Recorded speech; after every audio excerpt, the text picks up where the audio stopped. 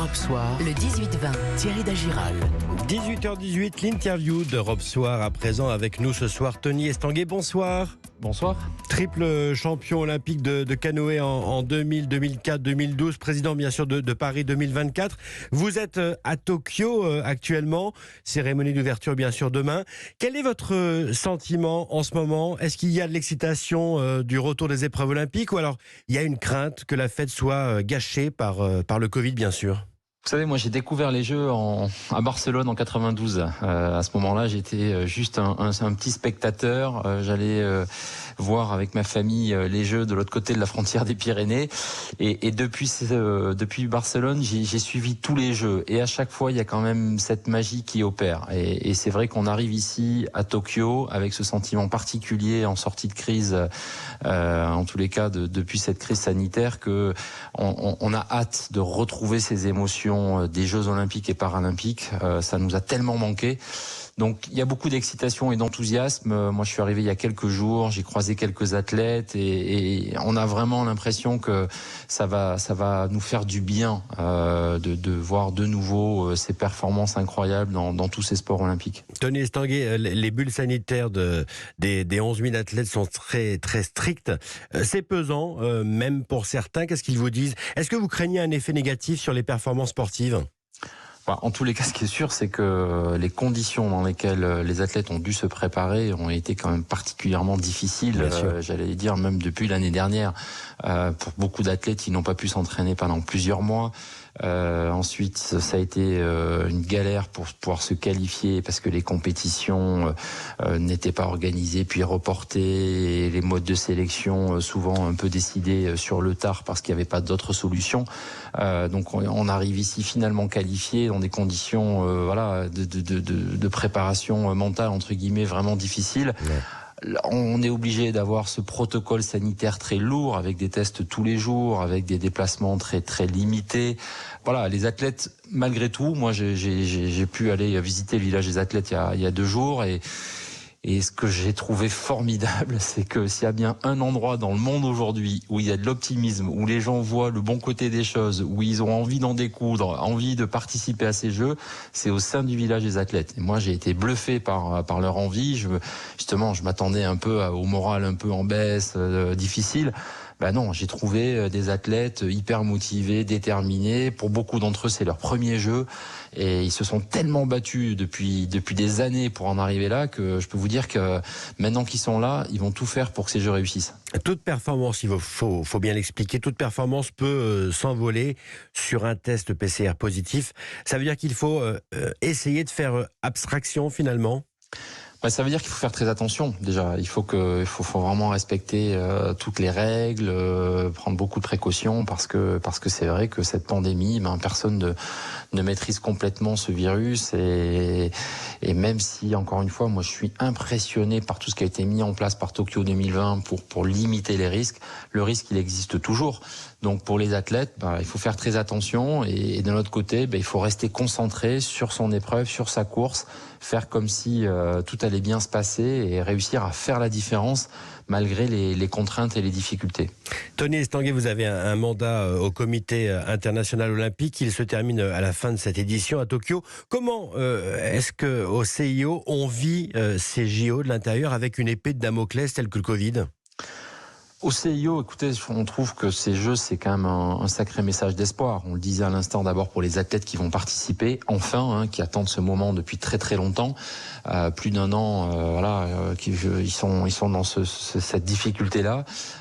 Pour le monde du sport international, parce que on le sait, c'est un milieu comme tous les autres milieux d'ailleurs, mais qui a énormément souffert avec des clubs qui ont été fermés, avec un modèle qui est vraiment en difficulté aujourd'hui à être relancé. Et on sait combien le monde du sport apporte à la société aujourd'hui pour des raisons de santé, tout simplement. Les statistiques sont pas bonnes. La population souffre de plus en plus de sédentarité, d'obésité, et la pratique du sport est nécessaire dans notre société. Donc, on a besoin de ces Jeux pour relancer la machine, pour envoyer ce message de résilience, d'espoir que malgré ce Covid, malgré cette pandémie, on peut continuer à vivre, à fonctionner, à partager des moments très forts. Et ces Jeux, c'est un message d'espoir très fort.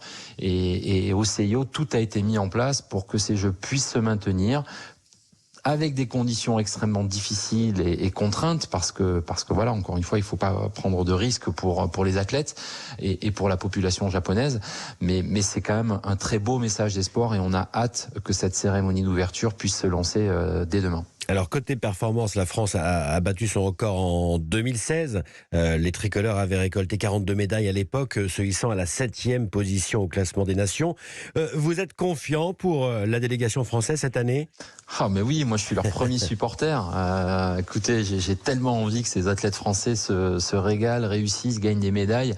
Encore une fois, c'est très difficile de faire des pronostics parce qu'encore une fois, les 2 dernières saisons sportives ont été complètement chamboulées et les athlètes manquent de repères. Donc ils ont du mal à savoir exactement ce qu'ils valent dans ces conditions-là. Mais bon, voilà, moi j'ai envie d'y croire. Je pense que les athlètes français sont hyper motivés et je sais qu'ils vont donner le maximum. Et nous, à notre place, il faut qu'on soit leurs premiers supporters parce que c'est très dur pour eux. Ils n'auront pas de public, de supporters dans les gradins. Donc il va falloir qu'on leur apporte toute l'énergie qu'on peut et qu'on leur envoie ces messages de soutien, d'amour pour les aider à aller chercher ces belles médailles. C'est vrai, vous l'avez dit, il n'y a pas de public dans le gradin. Pour un athlète, c'est quelque chose de complètement différent. Ah ben c'est sûr, hein, ces Jeux ils vont être uniques.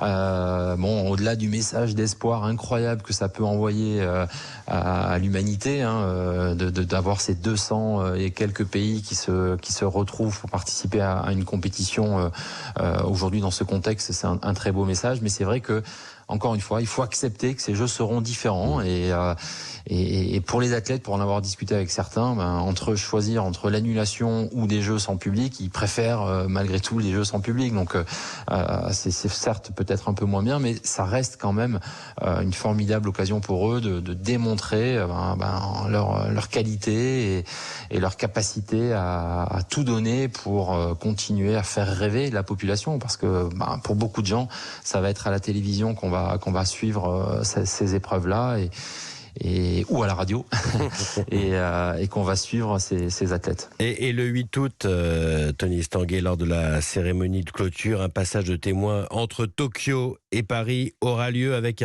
un événement en direct du Trocadéro à Paris, retransmis au Japon. Et oui, c'est vrai que c'est pour nous une formidable opportunité. Vous savez, les Jeux Olympiques, c'est un peu comme une course de relais, hein. Les villes se transmettent le passage de relais à la fin de la cérémonie de clôture. Et nous, on est plutôt fiers de passer après Tokyo parce que, encore une fois, ce que ce comité d'organisation a dû mettre en place là depuis 1 an et demi, c'est vraiment impressionnant. Et moi, vraiment, je leur tire un grand respect parce que c'est bluffant quand on voit la complexité que c'est d'organiser les Jeux, de réussir à s'adapter à ce contexte, c'est juste incroyable. Et pour Paris 2024, effectivement, le 8 août, officiellement, on va ramener les Jeux 100 ans après les derniers Jeux d'été en 1924 à Paris. Les Jeux sont de retour en France et donc pendant une dizaine de minutes, on va donner un petit aperçu de ces Jeux de Paris 2024 que l'on souhaite spectaculaires, que l'on souhaite participatifs. Et donc une partie de cette cérémonie sera effectivement organisée depuis Paris parce qu'on souhaite accueillir toutes celles et ceux qui veulent faire partie de cette aventure, donner envie aussi au monde entier de venir visiter Paris et de participer à ces Jeux de Paris 2024. Donc on vous réserve de très très belles surprises le 8 août aux alentours de 14h. Regardez vraiment cette cérémonie. Ce sera la première cérémonie de Paris 2024, cette cérémonie de passation entre Tokyo et Paris. On sera là bien sûr. Merci à vous, Monsieur le Président de Paris 2024. Belle cérémonie demain, Tony Estanguet. Merci beaucoup. Et puis les JO, on va continuer à en parler dans le Club des idées tout à l'heure à partir de 19h20.